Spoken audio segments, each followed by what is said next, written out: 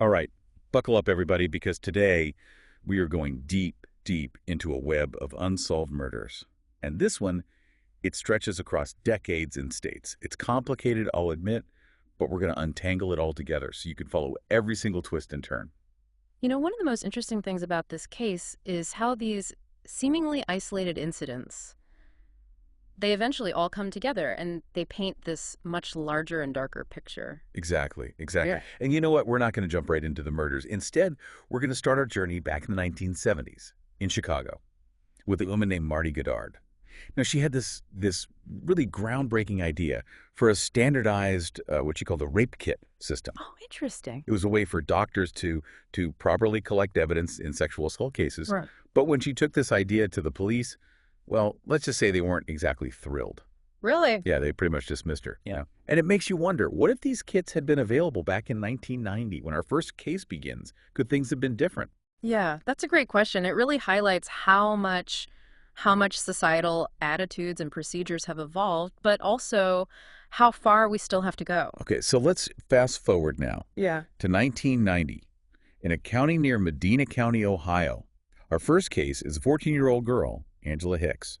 She was a cheerleader who vanished. And here's where it gets complicated.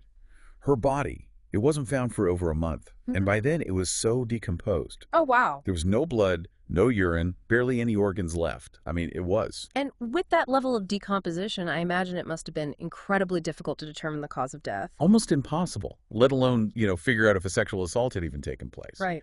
Now, they did have a suspect, Angela's stepfather, a man named Samuel Legg. But with such limited evidence, it would have been very difficult to charge him. Right, and that's exactly what happened. The case went cold. And then, 7 years later, in 1997, in a different county, tragedy struck again. This time, it was 39-year-old woman, Julie Connell, found strangled to death at a truck stop. Oh, a truck stop. That adds another layer to this, doesn't it? It does, because Julie, she had been living what you might call a transient lifestyle, moving from place to place, working odd jobs at truck stops, which unfortunately made her more vulnerable. Right, of course. Her ex-boyfriend, James Lee Tyson, he quickly became a suspect. Yeah. Turns out he had a history of violence. And this guy, he was good at disappearing, using fake names the whole 9 yards. So he's fitting a pattern we see in these cases, right? Someone who can kind of just blend in, drift from state to state. Exactly. But even with all the suspicion, they couldn't directly connect him to the murder. So here we are, 2 unsolved murders, different counties, seemingly unrelated except for the tragic loss of life. But when you start to look at these cases together, you see a pattern, right?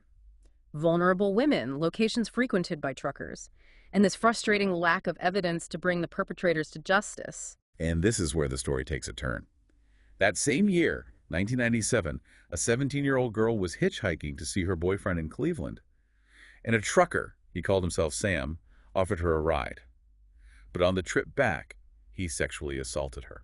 This is a case that it's so upsetting because even though she immediately reported the assault, even provided critical evidence like the trucker's name and pager number, the case was dismissed. Can you believe that? The authorities just labeled her a runaway. They didn't believe her story. Just a complete failure of the system. And here's the crazy part. That pager number she gave, it led straight to Samuel Legg. Hold on. Samuel Legg.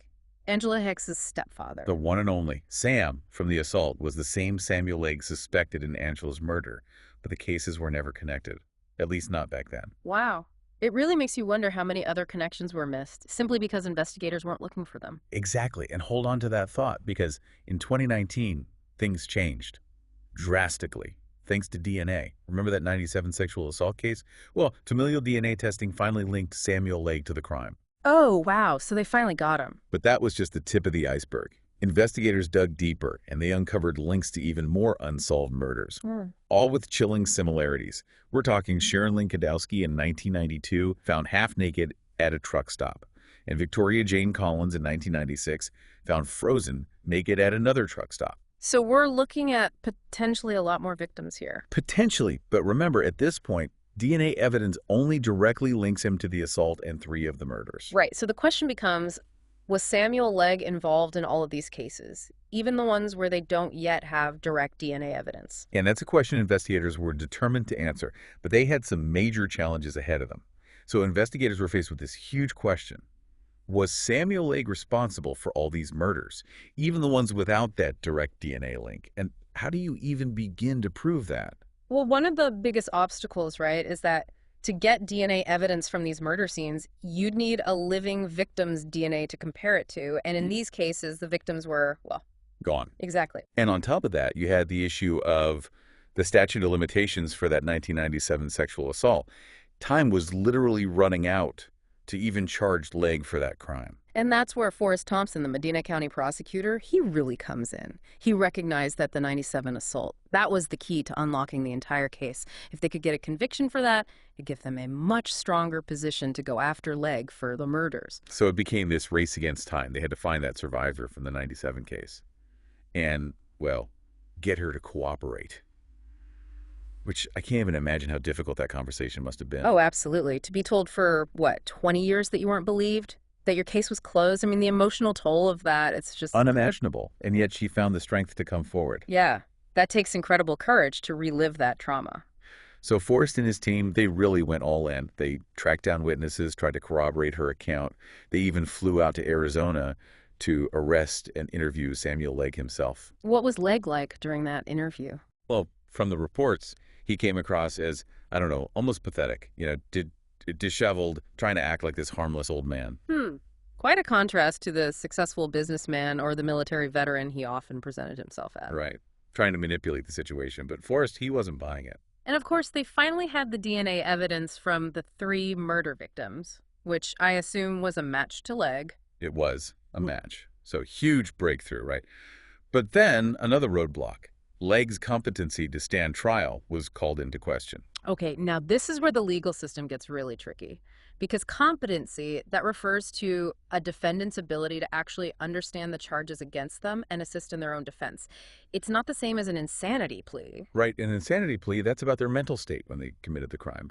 But competency. That's about their mental state right now during the trial. So even though Legg was tied to these horrific crimes, there was a chance he might never face a jury because of his current mental state. It's a tough situation.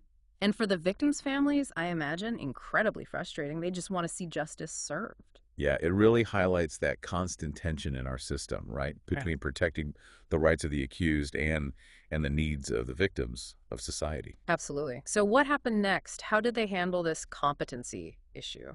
Well, it led to a kind of unusual legal proceeding called a retention hearing. A retention hearing? I'm not familiar with that. Yeah, so basically it's a hearing to determine whether the court can retain jurisdiction over a defendant. In this case, Legg, who had been civilly committed because of his mental state. The standard of proof is lower than in a criminal trial, but the judge still has to be convinced that the defendant actually committed the crimes. So it's a way to hold someone accountable, but while also taking into consideration their mental health. Right. So not a full-blown trial, but a way to try to get some justice for those families. And what about the survivor from the 97 assault? Did she testify? She did. And it was powerful. I mean, she pointed Legg out in the courtroom, no hesitation. After 20 years, she was finally being heard, being believed. Wow. I can't imagine the emotions she must have been going through at that moment. It must have been incredibly validating for her after all those years of being dismissed. Absolutely. So what was the outcome of all of this? Did they find Legg guilty? Well, not in the traditional sense. The judge did ultimately rule that he had committed the crimes, but because of the competency issues, he was deemed unfit to stand trial. So what happened to him? Did he just walk free? No. He was committed to a treatment facility, and the judge ordered him to be detained there for the maximum sentence he would have received if he had been convicted, which was 10 years. So even though he wasn't formally found guilty, he was still held accountable in a way. Exactly. And it really speaks to the hard work and dedication of Forrest Thompson and his team. I mean, they managed to get some measure of justice for the victims, even with all the legal complexities. It definitely feels like a bittersweet resolution. Legg is off the streets, can't hurt anyone else. But that lack of a formal trial, it leaves some questions unanswered. Right, and you always have to wonder, are there other victims out there? Cases we may never be able to connect to him. It's a chilling thought. Yeah. Before we wrap things up, I keep thinking about Marty Goddard and that whole fight for the rape kit system. It's a story that really makes you think about the impact these crimes have, not just on the victims, but on their families. Yeah. The people left behind. Oh, absolutely. To live with that question, that unanswered question of what happened for years, for decades even, that must be just. Torture. And actually, while we were researching this case, we came across a statement from one of the victim's daughters.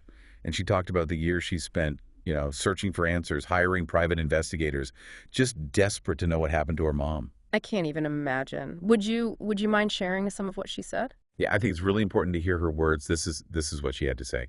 Audio clip plays. I speak to you from my mom, who is with me in spirit and on behalf of every daughter, mother, and sister of each of your victims. Over the course of 2 decades, I masqueraded as a functioning woman without a mother to share life events with. We hired a private investigator. My goal was to find her, to see my mom, establish that she needed assistance, and figure it out from there. In my grandfather's final years, he shared from his reclining chair, "If I could just get in the car and drive, I would look for her." I said, "Papa, I know." Audio clip ends. It's heartbreaking to carry that kind of grief and uncertainty for so long. It really emphasizes the need for us to keep pushing forward, not just with forensic technology, but with, how we as a society understand and support victims of sexual assault. So where does this all leave us? Well, Samuel Legg is in a treatment facility. He's not going to be able to hurt anyone else. And the families, they have some sense of closure, knowing that their loved ones, their cases weren't forgotten. Yeah. It's not perfect, not by any means, but hopefully Legg's story, it serves as a kind of a cautionary tale. It reminds us that evil can hide in plain sight, and we can never let our guard down. I keep coming back to Marty Goddard Yeah. and her fight for that rape kit system. It is pretty remarkable. It's inspiring, but it's also kind of tragic, to think about how different things might have been if people had listened to her, if those kits had been available earlier. Right, right. But it also shows that change, it doesn't always happen overnight, but there are always people out there fighting for what's right, even when it seems like no one's listening. Well, that about wraps up our deep dive into this case. It's a complicated one, a tragic one. Yeah. But hopefully it's left you with something to think about. Think about the victims. Think about the families who fought so hard for justice. Think about how far we've come, but how far we still have to go. And maybe even think about how you can be a part of that change, how you can be a voice for the voiceless. Thanks for joining us. And until next time, stay curious and stay informed.